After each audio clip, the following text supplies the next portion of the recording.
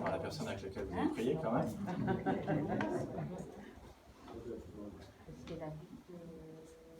Alors donc nous sommes dans Philippiens, nous sommes dans une série intitulée Le secret du bonheur. C'est une étude verset par verset sur ce livre. Le dimanche dernier on a vu les 11 premiers versets. L'une des erreurs que nous commettons souvent, c'est de croire si j'ai cela, alors je serai heureux. Vous savez comment ça fonctionne. Si seulement je pouvais gagner au loto, alors je pourrais faire tout ce que je veux et je serai heureuse. Si seulement j'avais un mari ou une femme, alors je serais heureux. Si seulement j'avais mon diplôme, si seulement j'avais un travail, si seulement j'avais un enfant. Parfois, on se dit, quand les enfants quitteront la maison, ça ira mieux. Ou quand je serai à la retraite, ça ira mieux. Ou quand je retournerai dans mon pays, ça ira mieux. Mais nous avons vu, donc dimanche dernier, sur la base des 11 premiers versets de Philippiens, que le bonheur est un choix. Un choix que nous faisons. Dieu en est la source. Alors, souvenez-vous de cette parole clé sur laquelle une fois Jérôme avait prêché à la fin de Philippiens, qui dit « J'ai appris à être content de l'état dans lequel je me trouve ». Le bonheur est un choix, la source est Dieu, et c'est notre choix de le choisir ou pas, et de l'apprendre de lui ou pas. Le bonheur se cultive, et nous avons vu dimanche dernier 4 habitudes qui font que le bonheur vient dans notre vie. Vous vous souvenez le premier? La première habitude? C'est là que je vois si j'ai fait un bon travail de communication. La première habitude nécessaire à votre bonheur, c'est la reconnaissance. En fait, ce n'est pas très difficile. Vous n'avez même pas besoin de vous souvenir de ce dont j'ai prêché. Il suffit de regarder les versets. Je rends grâce, verset 3, à mon Dieu, de tout le souvenir que je garde de vous. La deuxième habitude nécessaire, vous la trouvez dans le verset 4, ne cessant dans toutes mes prières pour vous de manifester ma joie. Et ce n'est pas tout à fait toujours bien traduit, bon, ils font du mieux qu'ils peuvent pour se traduire, hein. Mais en fait, dans le grec, c'est de prier avec joie pour vous. Et on peut prier avec joie pour l'autre, sachant que, souvenez-vous de cette promesse que nous avons appris par cœur hier, dimanche dernier, je suis persuadé que celui qui a commencé en vous cette bonne œuvre la rendra parfaite pour le jour de son avènement. Il y a de l'espoir et le Seigneur accomplit son œuvre dans notre vie et dans la vie des autres. Et c'est pour ça que nous pouvons prier avec espérance et avec joie et savoir, comme on a prié tout à l'heure, que le Seigneur nous entend pour nos prières, pour Sabrina, pour Evelyne, pour la salle, pour nos finances, pour que l'Évangile soit au centre de notre vie. Voilà, j'en dis pas plus sur ce qu'on a vu dimanche dernier, mais une chose qui est certaine, c'est que le bonheur se cultive. Ce sont des habitudes de vie. Si tu attends d'être dans un monde parfait pour être heureux, tu seras malheureux toute ta vie. Et si tu crois que le bonheur est un but et un objectif, tu seras aussi malheureux dans ta vie, malheureuse dans ta vie. Parce que le bonheur, ce n'est pas un but et un objectif. Le bonheur, c'est d'abord une connexion avec le Seigneur, c'est lui qui nous rend joyeux. Ce sont des choses qu'on apprend de lui et ce sont des habitudes qu'on prend avec lui. Mais du coup, le bonheur est un choix. Ça peut paraître peut-être étrange, mais le bonheur est un choix. Et donc, c'est toi qui choisis ton bonheur, c'est toi qui choisis de cultiver ces habitudes. Le bonheur n'est pas simplement quelque chose qui arrive comme cela, c'est quelque chose qui est le fruit d'une vie juste, le fruit d'une pensée juste, le fruit de paroles qui sont justes devant le Seigneur. Et quand on les cultive, il y a tout simplement le bonheur qui arrive dans notre vie. Et donc, tu es aussi heureux, et je suis aussi heureux que je choisis de l'être. Cependant, et je te l'accorde, il y a bien des choses communes dans notre vie qui ont tendance à nous empêcher d'être heureux. Parole de confession. Soyons honnêtes avec nous-mêmes et avec le Seigneur. Je les appelle les TJ. TJ, les tujois, pas les témoins de Jéhovah, les tujois. Dès que ces choses rentrent dans ta vie, elles vont tuer ta joie. À moins que tu ne sois préparé à y répondre de la bonne manière. La première de ces TJ, de ces tu-joies, c'est la peine et la douleur. C'est vrai que c'est difficile d'être heureux quand on a de la peine. C'est difficile. On n'a pas envie de fêter. Quand il y a un pique-nique et que vous êtes en train de perdre un proche, vous n'avez pas envie d'aller au pique-nique. Le deuxième tu-joie, ce sont les pinailleurs et les perfectionnistes. Il y a beaucoup de pinailleurs, il y a beaucoup de perfectionnistes partout dans le monde. La troisième, ce sont les pressions. Et nous avons tous des pressions intérieures ou extérieures qui ont tendance à faire qu'on n'est pas aussi heureux qu'on aimerait être. Et puis, le quatrième tu-joie, ce sont nos problèmes. Nos problèmes nous volent notre bonheur et notre joie. Les frustrations, les épreuves, les persécutions, les paroles pas senties, les disputes, tout ça, ça perturbe notre joie et notre bonheur. Mais, et c'est ce qu'on va voir aujourd'hui dans Philippiens 1, versets 12 à 30, Paul va nous montrer que quelles que soient les circonstances, nous pouvons être heureux et dans la joie. Et s'il le dit, c'est aussi parce que le Seigneur veut que nous apprenions la joie, que nous apprenions le bonheur. Nous pouvons choisir nos réponses à ces choses qui perturbent notre joie et notre bonheur. Et c'est de ça dont j'aimerais vous parler aujourd'hui. Alors, je voulais mettre le texte à l'écran, et puis finalement, j'ai oublié.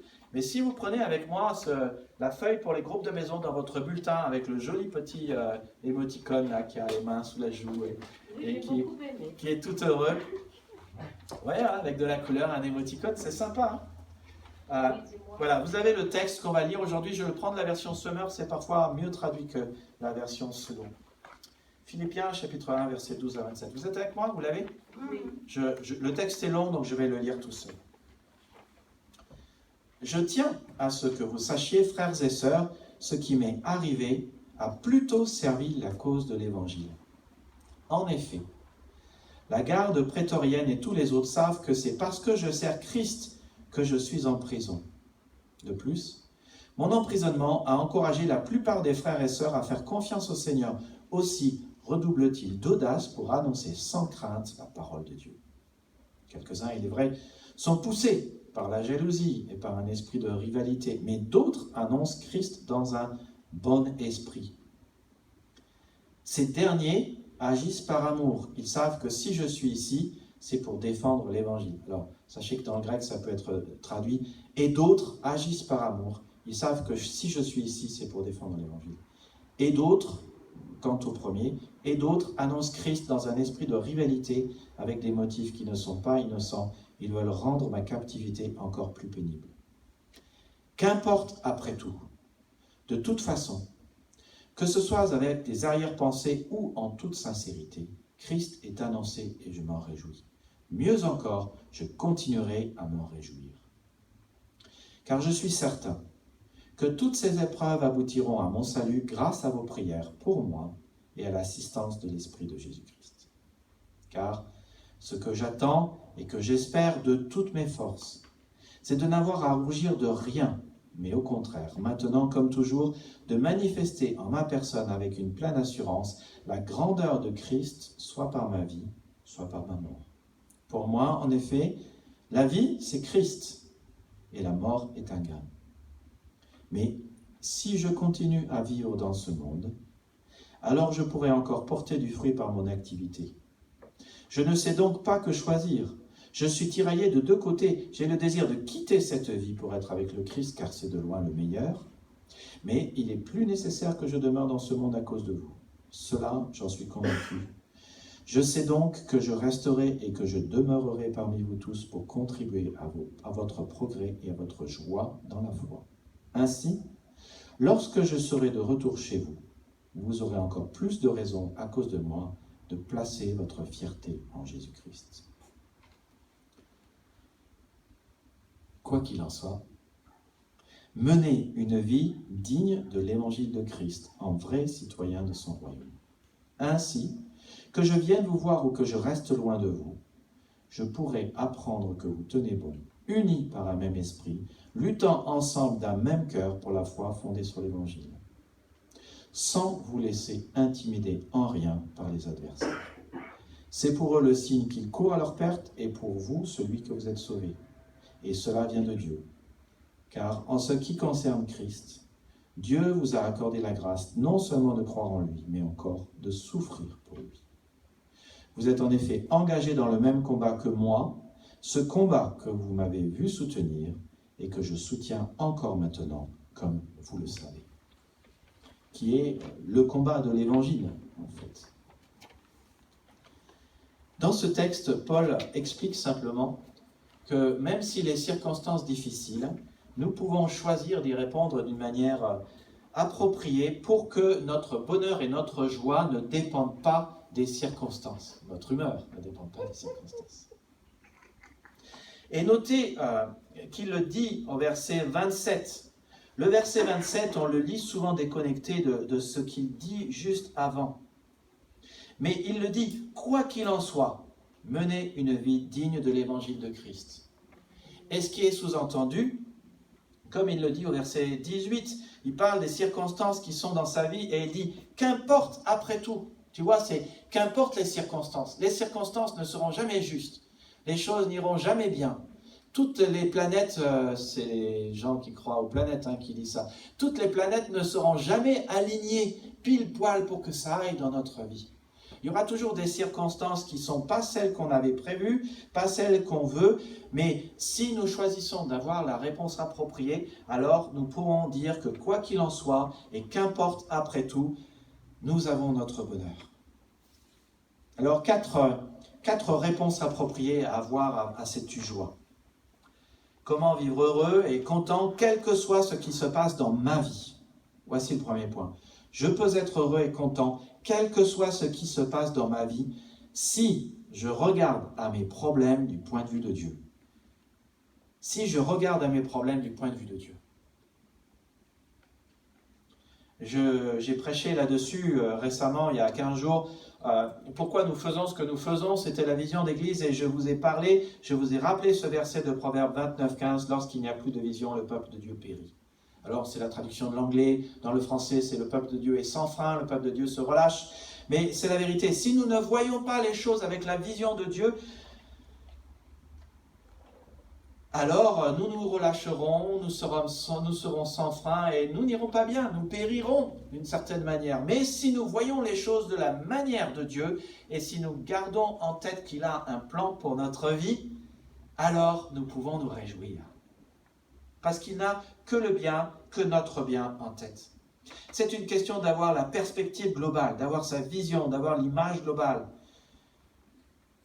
Quand nous voyons comment il voit, nous sommes heureux et contents, mais quand nous voyons les choses, non pas comme il les voit, mais comme nous les voyons, nous sommes mécontents et tristes. Quel que soit ce que nous vivons dans notre vie, quel que soit ce que nous traversons, le bon, le mauvais et l'horrible, Dieu œuvre à son plan. Philippiens 1:6. Je suis persuadé que celui qui a commencé en vous cette bonne œuvre la rendra parfaite pour le jour de son avènement. Il œuvre pour son plan et il inclut dans son plan même le mauvais, même le péché, même les fautes, même le mal que je fais, le mal que les autres font. Le découragement que je crée et le découragement que j'ai. Toutes les choses mauvaises, Dieu les inclut dans son plan. Souvenez-vous de ce que je vous ai toujours dit quand on fait un 4 quarts. Il y a 250 grammes de beurre. Vous avez déjà mangé 250 grammes de beurre? Il y a 250 grammes de sucre. Vous avez déjà mangé 250 grammes de sucre? Il y a 250 grammes de farine. Vous avez déjà mangé 250 grammes de farine?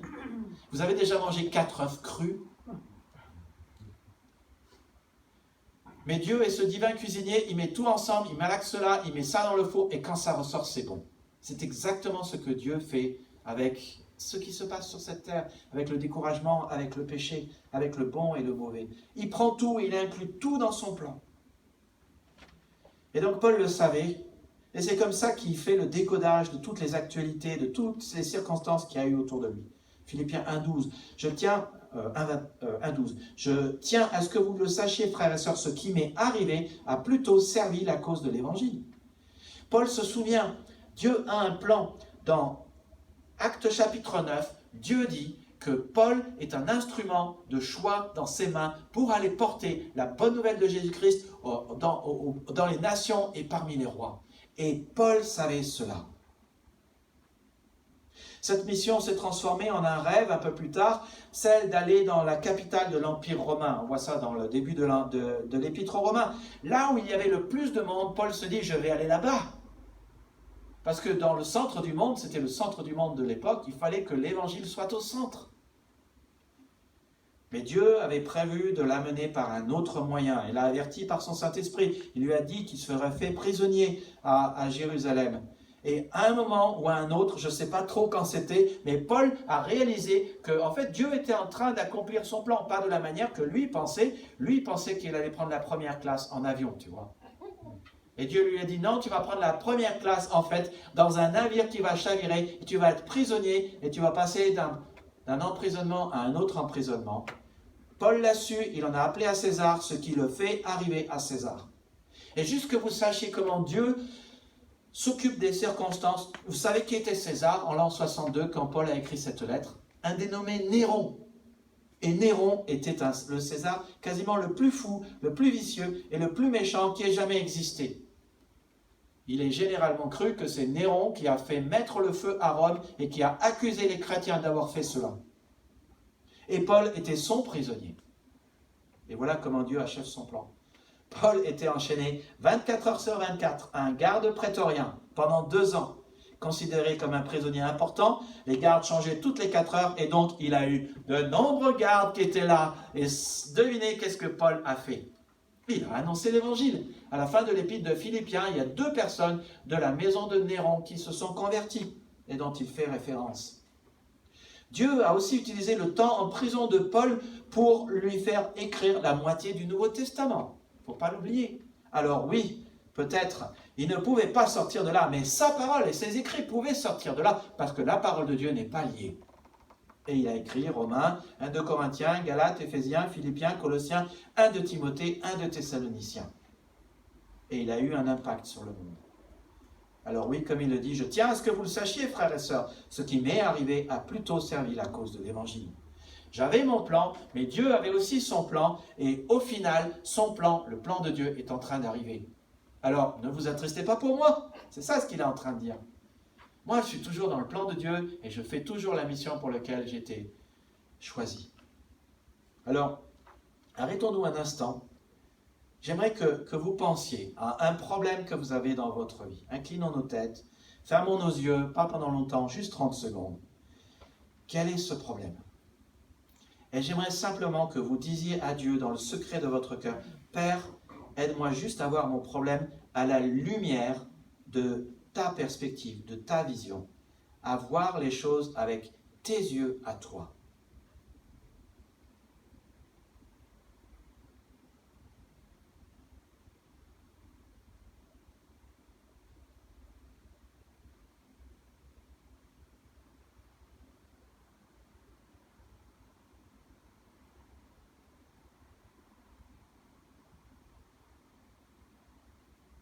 Amen.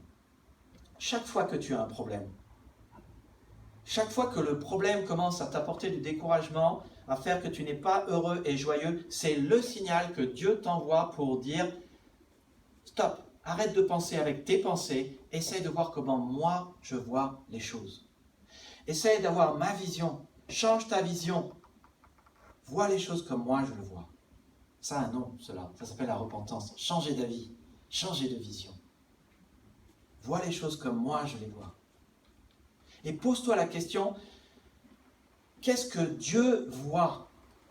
Quelle est sa perspective?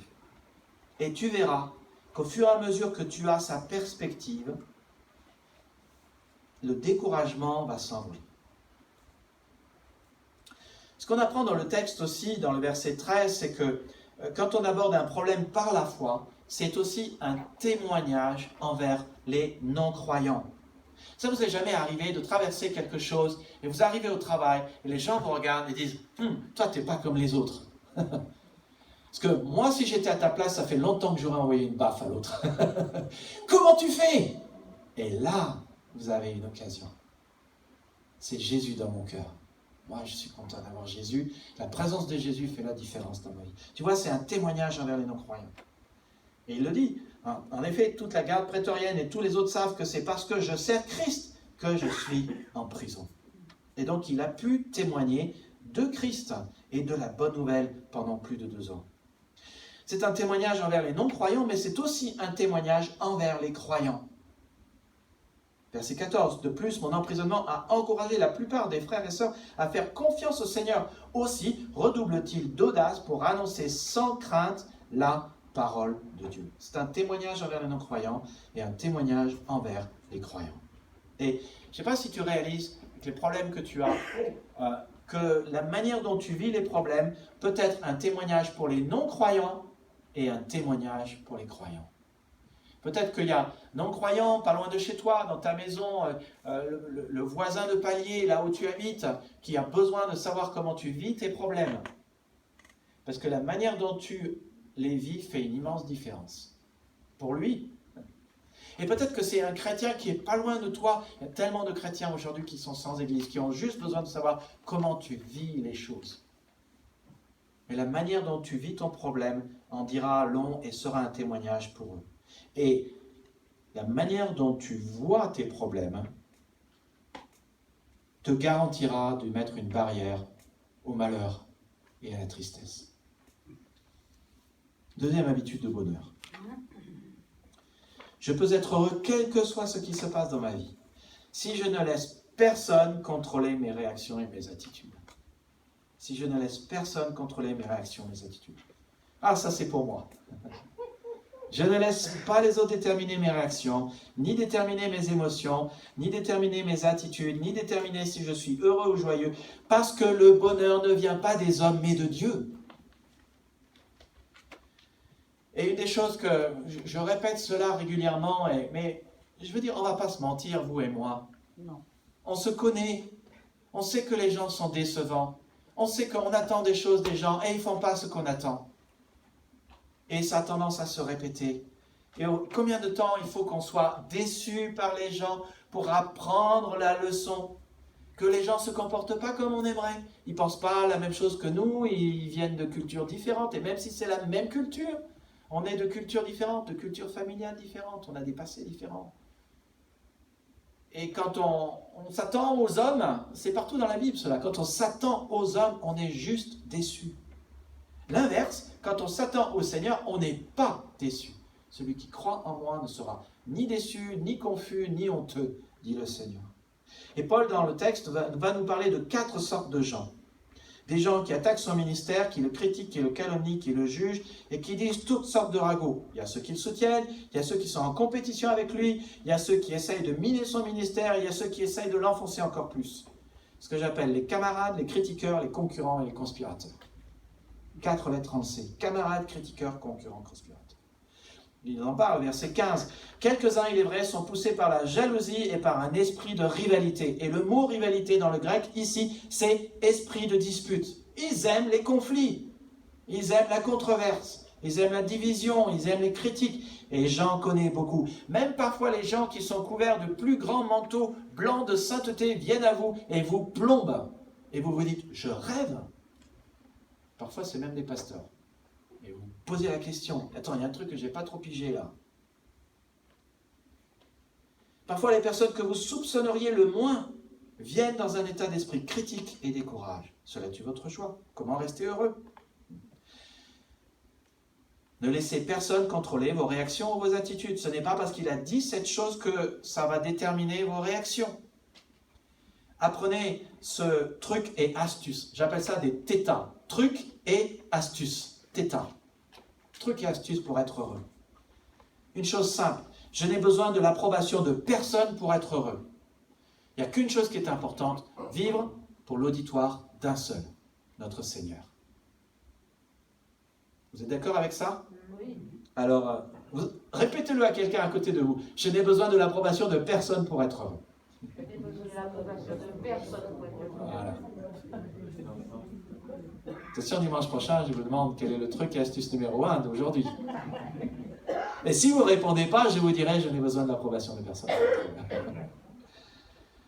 Il continue. D'autres annoncent Christ dans un bon esprit. Ils annoncent la parole de Dieu, le Christ. L'attitude est bonne et on peut se douter. C'est assez évident que cela apporte de la joie et du bonheur à Paul. D'autant plus que ça l'aide à accomplir sa mission. Et puis il y a un troisième groupe. Alors, selon les traductions, c'est un problème de grec.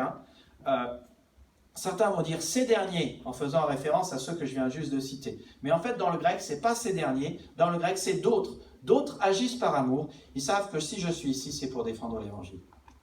Et donc, ils se disent, la mission de Paul, c'était cela. Paul est en prison, donc nous, on va le faire aussi. Ils contribuent, ils sont coopératifs. Et bien sûr, ça amène de la joie et du bonheur. Quand les gens sont centrés sur la parole de Dieu, quand la bonne nouvelle de l'évangile est annoncée, quand l'amour de Dieu est annoncé, on est tous contents et tous heureux. Et c'est ce qu'on a besoin pour notre vie, c'est ce que tout le monde a besoin. Verset 17, pareil, il parle de cette fois-là, il dit quant au premier, c'est pas quant au premier dans le grec, c'est et d'autres encore annoncent le Christ, encore une fois dans un esprit de rivalité, avec des motifs qui ne sont pas innocents. Ils veulent rendre ma captivité encore plus pénible. Ils veulent m'enfoncer. Ils veulent que ce soit encore plus dur pour moi. Là, on ne connaît pas les raisonnements qui sont derrière, mais c'est du genre, on va faire en sorte que l'évangile soit tellement connu que Néron va aggraver le cas de Paul. Encore une fois, cet esprit de rivalité, c'est cet esprit de dispute. Comment une telle chose peut-elle arriver? Comment peut-il y avoir des gens qui ont vraiment un état d'esprit de dispute? Je vous donne un secret. C'est simple. Et vous savez, c'est un secret, mais je n'ai pas besoin d'aller chercher bien loin pour connaître ce secret. Quand je suis égoïste, c'est alors qu'il y a de la dispute. Je le vis moi-même dans ma propre vie. Plus mon ego est énorme et plus je me dispute. Et plus la motivation qui revient souvent, c'est la dispute. Plus je dis moi je, plus il y a de la dispute. Et c'est pareil pour votre vie. Plus votre ego est énorme, plus vous vous disputez. Plus vous avez un état d'esprit de dispute, plus votre motivation c'est toujours d'être en premier et d'écraser les autres. Et nous pensons que nous avons des bonnes motivations, mais ce qui nous anime vraiment, c'est nous. Moi. Alors, vous trouverez toujours des critiqueurs, des camarades, des concurrents, des conspirateurs. Certains vont tuer votre joie et vont vouloir diriger vos émotions et diriger votre vie. Ils vont vous enlever votre bonheur. Oh, c'est pas toujours conscient, ils ne le font pas toujours, obligatoirement, consciemment, mais ils le font parce qu'ils ont un ego démesuré. Ayez simplement l'attitude de Paul. Et dites ces quelques mots. J'aime bien ce que Paul dit au verset 18.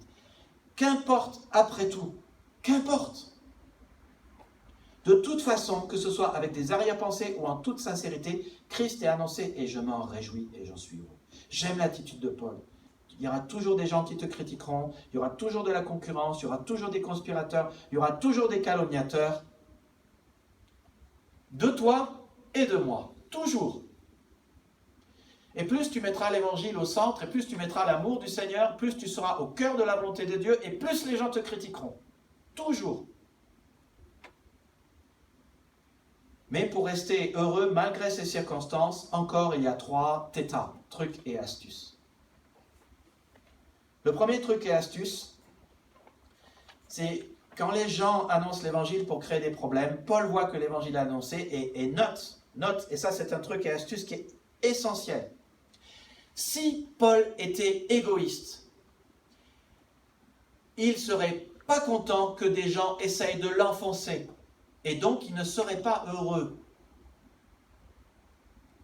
Mais Paul est altruiste. Il a une mission qui est de donner l'amour du Seigneur et la bonne nouvelle de Jésus-Christ aux gens. Et donc, il est heureux. Mais si tu es égoïste, tu vas vouloir tirer la couverture à toi, tu vas vouloir que tes besoins soient satisfaits et tu seras malheureux. Le premier truc et astuce, c'est de toujours voir le positif. Et c'est ce qu'il fait ici. Il est aussi heureux qu'il choisit de l'être parce qu'il voit le positif. Le positif, c'est que sa mission et la mission que Jésus-Christ a laissée à son Église est accomplie par tous les gens qui sont à l'extérieur. Ça, c'est le premier truc et astuce. Toujours voir le positif. Deuxième truc et astuce, c'est que moins tu es égoïste, moins tu es malheureux. Tu vois la relation? Si tu es égoïste, tu veux que tes besoins soient satisfaits, ça ne veut pas dire qu'il ne doit pas y avoir non plus qu'il ne peut pas y avoir une pensée spirituelle, une réflexion devant le Seigneur sur comment m'aimer moi-même et prendre soin de mes besoins. Mais quand tu es égoïste, tu veux tout à toi et tu tires tout à toi. Et quand tu n'as pas ce qu'il faut, tu es malheureux. Mais c'est toi qui te prédétermine à être malheureux. Et puis le troisième truc et astuce, c'est simplement de regarder à Christ et de dire, c'est génial, les gens parlent du Christ, c'est ça qui est super. Ah, ils me font un problème et ils parlent de Christ. Et moi, ma mission, c'est de parler du Christ. Super, ils font mon boulot. Et moi, je suis en prison, tranquille. Mais le Christ fait son travail, les gens parlent de Christ et les gens parlent du Seigneur. Ils regardent à Christ. Dans tous les cas, il choisit de ne laisser personne contrôler ses attitudes et son bonheur. Le premier truc et astuce pour que personne ne contrôle tes attitudes et ton bonheur, c'est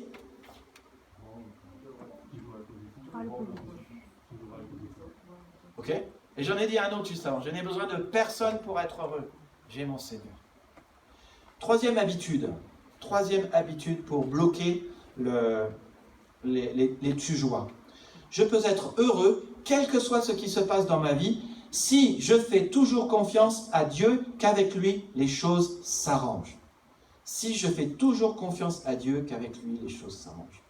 Quand tout s'effondre, se dérobe, me tombe dessus, quand je perds le contrôle de tout, je n'ai pas besoin de m'effondrer, me dérober, tomber à terre, ni garder le contrôle de tout, ni d'avoir l'impression que rien ne va plus parce que je n'ai plus le contrôle. Tu vois, souvent on se dit, j'ai plus le contrôle des choses dans ma vie, alors rien ne va plus. Mais attends, les choses peuvent aller sans que tu aies tout le contrôle. Dieu n'est surpris par rien, dépassé par rien, étonné par rien, et rien n'échappe à sa connaissance et à son amour. Et combien de fois j'étais dans une situation et je me disais, mais c'est pas possible, Seigneur, ce qui m'arrive, mais combien de fois j'ai dû après regarder en arrière. Je vous ai déjà parlé du Lincoln qu'on a cherché à acheter il y a 20 ans avec l'église du Val-Maubuée, où on l'avait négocié pas cher, 1000 mètres carrés pour 1 million de francs, c'était vraiment pas cher. Et le Seigneur, la mairie de Noisy l'a préempté. Et 1 ou 2 ans après, on a appris qu'il y avait pour 3 millions de francs de réparation du toit. Tu vois, en regardant rétrospectivement en arrière, on se rend compte qu'il y a plein de choses dans notre vie où il y avait des choses difficiles, mais Dieu a fait tourner cela en bien. Et donc c'est toujours vrai pour nous aujourd'hui, comme Paul le dit, comme il nous le redit, nous savons que toute chose concourt au bien de ceux qui aiment Dieu. C'est là que la foi intervient. Quand tu traverses les problèmes, tu as 2 options, toujours. T'inquiéter ou adorer. Paniquer ou prier. Sachant que 99% des choses pour lesquelles tu t'inquiètes n'arrivent jamais, et qu'à chaque fois que tu évoques les promesses du Seigneur dans tes prières et que tu lui demandes de faire ce qu'il a promis, ça arrive toujours, qu'est-ce que tu penses qu'il est plus logique de faire? T'inquiéter ou prier? Eh oui. Souviens-toi de Jéhoshaphat, sa victoire contre ses ennemis en 2 Chroniques 20-23. Tu peux regarder cela sur les vidéos YouTube de l'église. L'adoration, c'est la victoire. Ils ont commencé leur bataille en mettant la chorale et le piano, je blague un peu, j'extrapole, devant. Et ils ont remporté la victoire. Et ils ont dit, son amour durera toujours.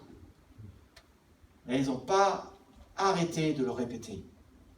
L'adoration, c'est un acte de foi. L'adoration et la louange, comme Priscille Swanland nous le rappelle régulièrement par tout ce que nous faisons ici, c'est d'abord se concentrer sur qui Dieu est, sur ce que Dieu a fait, puis ce que Dieu a dit et ce qu'il a promis. Ça, c'est l'adoration. Et c'est ce que nous faisons. Mais ça passe par croire qu'avec Dieu, les choses s'arrangent, qu'avec Dieu, les choses concourent au bien de ceux qui aiment Dieu. C'est écrit, mais est-ce que je le crois quand je le vis? Que préfères-tu? Te concentrer sur le négatif que tu crains, qui pourrait arriver dans ta vie et n'arrivera pas, ou te concentrer sur le positif que Dieu a dit qu'il ferait venir sur ta vie? Si tu adorais plus, tu aurais moins à t'inquiéter. Juste, petite mise au point. D'où la nécessité d'être à l'heure à l'adoration pour ne rater aucune miette de la louange. Parce que vous savez qui fait la louange dans l'église? Ce n'est pas les responsables de louange. C'est toi. Tu vois, tu peux te dire, je vais à la louange et t'arriver ce matin, je n'ai pas regardé, mais il y a des gens qui arrivent au 2e, 3e, 4e, 5e chant. Je vois toujours des gens qui arrivent, mais tu vois, le truc, c'est celui qui rate la louange, c'est toi. C'est pas Priscille qui fait la louange. Tu vois, le truc qui élimine notre malheur et qui élimine notre tristesse et qui élimine nos inquiétudes, c'est la louange. Et si toi, tu arrives en retard, la louange ne fera pas son effet dans ton cœur et éliminera pas tous ces joies humains qui reviennent dans nos vies. Alors je sais, quand je dis soyez à l'heure, je redis cela plusieurs fois dans l'année. Je sais, tu as toujours plein de bonnes raisons, mais à ton travail, qui est un travail rémunérateur, tu es à l'heure. Alors pourquoi tu ne peux pas être à l'heure avec le Seigneur? Tu peux le faire, je crois en toi. Et Dieu dit qu'il fait son œuvre, sa bonne œuvre en toi. Je suis persuadé que celui qui a commencé en toi, cette bonne œuvre la rendra parfaite pour le jour de son avènement. Je suis persuadé que tu peux y arriver. Alors note, revenons à Paul, que Paul choisit l'adoration. Et il dit, voilà aussi l'acte d'adoration. On voit ce que Dieu fait et on choisit d'y répondre. Et quand Dieu fait des choses et qu'on choisit d'y répondre, verset 18, il dit, je continuerai à m'en réjouir. Et s'il était égoïste, il dirait, ah ben mince alors, moi je suis emprisonné, c'est le confinement. Ah, nous on a vécu le confinement pendant 3 mois, lui c'était le confinement pendant 2 ans. Tu vois le truc? Il n'y avait pas de télé, il n'y avait pas de Zoom, il n'y avait rien. La seule distraction, c'était les gardes prétoriens. Mais il est là. Il pourrait dire, ah, mais moi je suis enchaîné, faites quelque chose pour moi. Allez me chercher le meilleur avocat, on va quand même allons en tribunal administratif. Il aurait pu faire tout cela. Non, il choisit de répondre à l'action de Dieu par l'adoration en se réjouissant. Et en ayant son bonheur, il choisit le bonheur. Il choisit de voir ce que Dieu fait plutôt que d'être égoïste. Il choisit de se concentrer sur Dieu, pas sur lui-même. Et ça lui donne de la joie et du bonheur. Il dit aussi, je suis certain que toutes ces épreuves aboutiront à mon salut grâce à vos prières pour moi et à l'assistance de l'Esprit de Jésus-Christ. C'est un verset très puissant.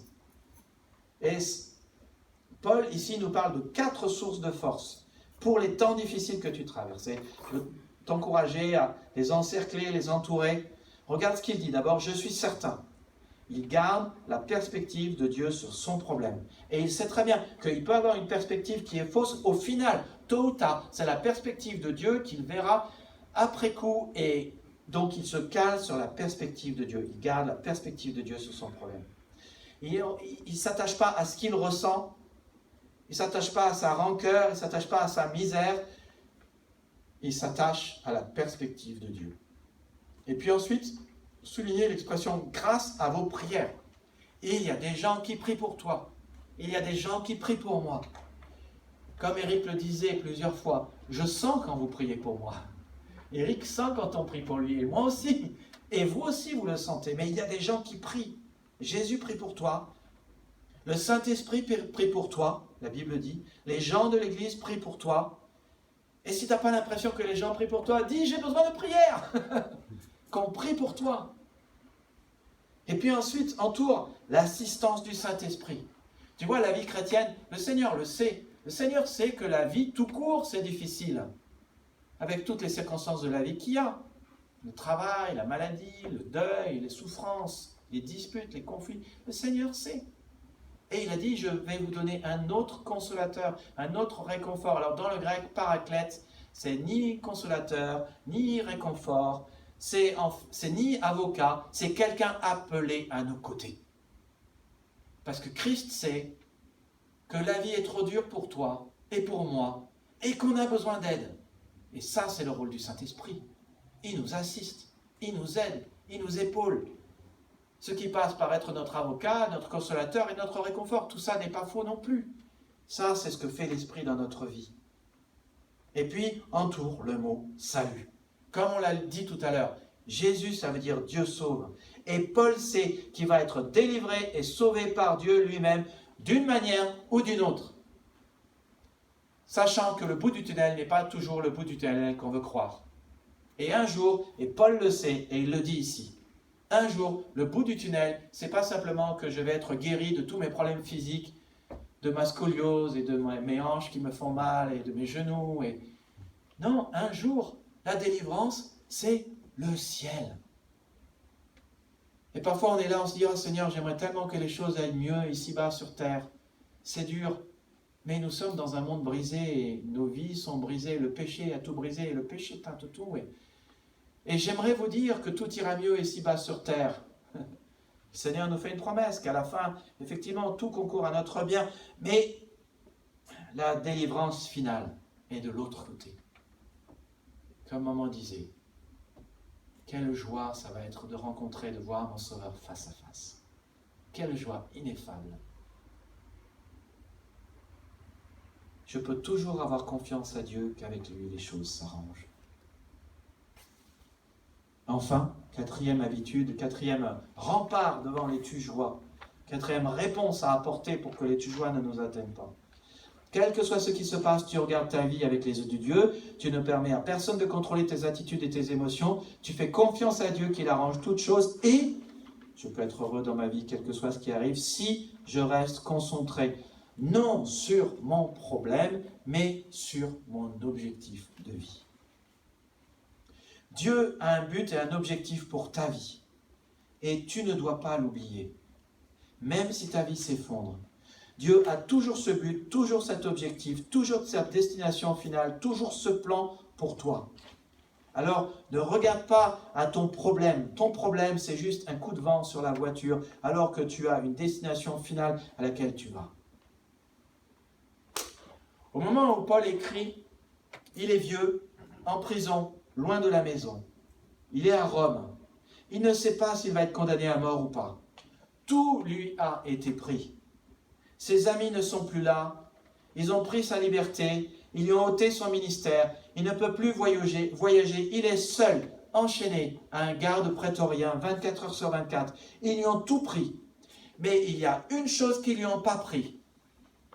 Sa destination finale, la raison d'être de son existence et son objectif de vie. Ce pourquoi il est là et ce vers quoi il va. Je ne sais pas si vous connaissez Viktor Frankl, qui était un psychiatre juif et qui a été déporté dans des camps de concentration nazis. Il a été à Dachau, Auschwitz, Buchenwald. Sa famille a été gazée. Ses amis ont été tués. Et moi, je lis ça et je dis, mais comment il faisait quoi? Je ne sais pas comment je vivrais. Je suis un pasteur bien imparfait. Je ne sais pas comment je vivrais ces choses-là.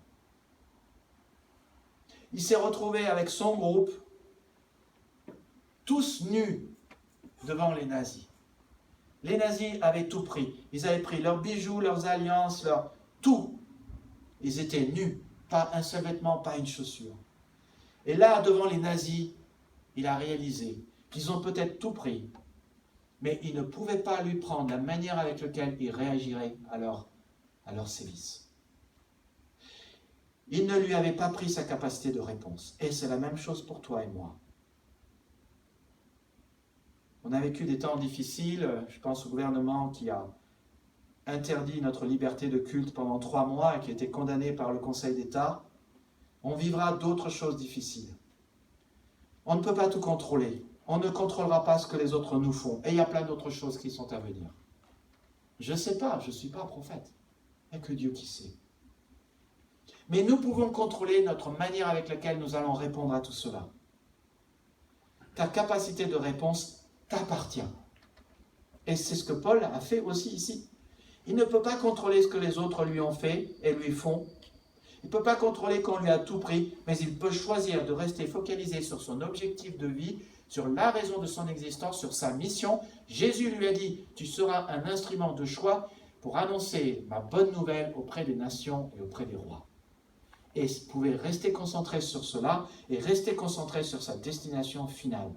Et ça, personne ne pouvait lui enlever. Et il dit, si je continue à vivre dans ce monde, alors je pourrai encore porter du fruit par mon activité. Voilà la raison de son existence. Porter du fruit, être là pour le Christ, servir le Christ, faire des disciples, annoncer l'amour de Jésus, faire des disciples. Et il dit, je ne sais pas donc ce que je dois choisir, je suis tiraillé de 2 côtés. J'ai le désir de quitter cette vie pour être avec Christ, car c'est de loin le meilleur. Et là, il se souvient de sa destination finale. C'est de loin le meilleur. C'est la raison pour laquelle Christ est mort, pour que nous puissions être auprès de lui après la mort. Je m'en vais vous préparer une place. Je reviendrai vous chercher. Je vous prendrai avec moi. Et il dit, et il est plus nécessaire que je demeure dans ce monde à cause de vous. Note et souligne qu'il est là à cause des Philippiens. Il n'est pas là pour lui, il est là pour le Christ et pour eux. Voilà la raison d'être de son existence. Je suis là pour Christ et pour les autres. Et j'en suis convaincu, je sais donc que je resterai, que je demeurerai parmi vous tous pour contribuer à votre progrès et à votre joie dans la foi. Et ce qui est extraordinaire avec Paul, c'est qu'il est en train d'imaginer les deux pistes, et dans les deux cas, il est en train de se rendre compte qu'il a un but, un objectif, et qu'il pourra vivre son but et son objectif dans les deux cas. Dans le premier cas, sa mort, il sera avec le Christ. Et alors il pourra adorer le Christ avec toute sa vie. Ça, c'est un de ses buts et de son objectif. Être avec lui dans une communion parfaite, sans tous ces tujois qu'il y a ici-bas sur terre. Et dans l'autre cas, il pourra simplement continuer de soutenir et d'encourager dans la foi et de faire des disciples auprès des Philippiens. Dans les deux cas, il avait un but, un objectif et une destination et une raison d'être. Alors, je veux être sûr que tu ne rates pas le secret du bonheur. La raison pour laquelle la majorité des gens sont misérables, c'est qu'ils pensent que le bonheur vient de leur gratification personnelle et de leur ego. Si j'ai plus de possessions, si j'ai plus de plaisir, si j'ai plus d'autorité, si je suis reconnu, si j'ai du prestige, du salaire, de la puissance, du statut, du sexe, si j'ai plus de biens matériels, alors je serai plus heureux. On croit cela constamment. Mais c'est faux. La gratification personnelle constante n'engendre pas le bonheur. Alors, il y a aussi une place pour avoir cette réflexion, pour s'aimer soi-même, faire attention à ce que l'on ressent, à faire attention à nos besoins. Mais la gratification personnelle n'engendre pas le bonheur. C'est le sacrifice et le service qui l'engendre. Et cela se passe par donner. Mais note, alors je sais souvent dans nos milieux évangéliques, on parle par, soit on dit se donner, soit on parle de recevoir. Mais note combien c'est important aussi de s'aimer soi-même. En termes de, si tu ne fais pas attention à tes besoins, et si tu ne fais pas attention à faire le plein, tu ne peux pas donner. Tu vois, il y a besoin d'avoir un équilibre dans ces choses-là. Le chemin du bonheur, dit Jésus, passe par donner et par servir. Paul était heureux parce que d'une manière ou d'une autre, il se donnait à Christ et aux Philippiens, et dans les deux cas, il servait le Christ. Et le but et l'objectif suprême de sa vie, d'adorer Christ et de faire des disciples et d'annoncer la bonne nouvelle, était ce passé. Est-ce que tu sers le Christ? Est-ce que tu es là pour les autres? Est-ce que tu vis uniquement pour toi-même ou tu vis aussi pour le Christ? Si tu vis uniquement pour toi, tu n'es pas heureux. Parce que le bonheur ne vient pas de ton statut social, de ton ego. Le bonheur vient de vivre pour le Christ. Je pense à cette phrase de Rick Warren qui dit que tout a été créé par lui et pour lui. Et seulement si nous arrivons à comprendre cela, cela donne notre raison d'être et cela nous donne un sens à notre existence. À la fin du chapitre, au verset 21, Paul parle et dit « Pour moi, en effet, la vie, c'est Christ. » Alors, selon les traductions, certaines traductions disent « Christ est ma vie ». Je pense que la traduction plus exacte, c'est « La vie, pour moi, la vie, c'est Christ. » Je te pose la question. Alors, les dés sont un peu pipés, parce que tu connais déjà la réponse exacte, mais si tu devais réfléchir cette semaine, sans réfléchir à ce qui est écrit ici, et si tu devais compléter pour moi, la vie, c'est... Tu dirais quoi? Pour moi, la vie, c'est faire du sport? Pour moi, la vie, c'est courir? Pour moi, la vie, c'est regarder un bon film? Pour moi, la vie, c'est bien rigoler? Pour moi, la vie, c'est fumer? Pour moi, la vie, c'est faire beaucoup de fric? Juste pour te dire, toutes ces choses passent et passeront. Il n'y a que les réalités spirituelles et notre Seigneur qui ne passent pas. Sa grâce, sa vérité, son amour. Et il a une place pour toi au ciel, il allait te préparer une place et il t'attend. Ta réponse à cette question, pour moi la vie c'est, déterminera en fait si tu es heureux ou pas. Si tu bâtis ta vie sur Christ qui est Dieu, alors tu apprendras le contentement, tu choisiras le bonheur, et si tu bâtis ta vie sur ces habitudes de bonheur que nous sommes en train d'apprendre, ça ira beaucoup mieux. Et tu seras beaucoup moins chahuté par vents et marées, au gré de l'information négative, des virus qui arrivent, des variants de virus, de ce monde qui veut te faire croire que le bonheur est dans le petit truc en plus que tu vas acheter parce qu'on t'en a fait la pub, ou que le bonheur se trouve à faire un Deliveroo que tu appelles sur ton téléphone et ça te coûte 3 fois plus cher. Non, le bonheur ne vient pas de ces choses qui passent, mais de Jésus-Christ. Je veux t'inviter à prier. Seigneur, tu sais que trop souvent dans nos vies, nos têtes, notre cœur, les circonstances déterminent notre bonheur. Tu sais que nous autorisons les tu-joies à nous influencer. Peine, problème, pression, pinailleurs, perfectionnistes. Merci Seigneur pour l'attitude positive de Paul, avec lequel nous pouvons vraiment apprendre. Merci pour ces 4 habitudes de bonheur que nous voyons aujourd'hui dans ce texte. Merci pour les 4-5 autres que nous avons vus dimanche dernier. Aide-nous, Seigneur, d'être déjà conscients de notre égoïsme, d'être conscients que nous pensons toujours à nous, mais d'être aussi conscients de nos émotions, nos besoins. Aide-nous à voir chaque problème de ton point de vue. Aide-nous de nous souvenir que je n'ai pas besoin de l'approbation des autres pour être heureux. Je n'ai juste besoin que de vivre pour l'audience d'un seul. Seigneur, aide-nous toujours à te faire confiance, et même dans les moments difficiles. Et parfois ça arrive, Seigneur, et moi-même je suis passé par là. On a parfois du mal à croire et à dire, je sais que toute chose concourt au bien de ceux qui aiment Dieu, on a du mal à croire que tu arrangeras les choses. Et pourtant, quand nous regardons dans notre passé, nous voyons combien de fois que tu as arrangé les choses. Parce que tu es fidèle, tu ne nous trompes pas. Quand tu nous dis que tu seras là pour nous, tu es là pour nous. Aide-nous, Seigneur, à rester concentrés non sur nos problèmes, mais sur notre destination finale, sur la raison de notre existence, sur la mission que tu nous as confiée, sur les buts et les objectifs que tu nous as confiés pour notre vie. Seigneur, nous voulons passer le reste de nos jours à te servir. Que nous soyons des instruments dans ta main.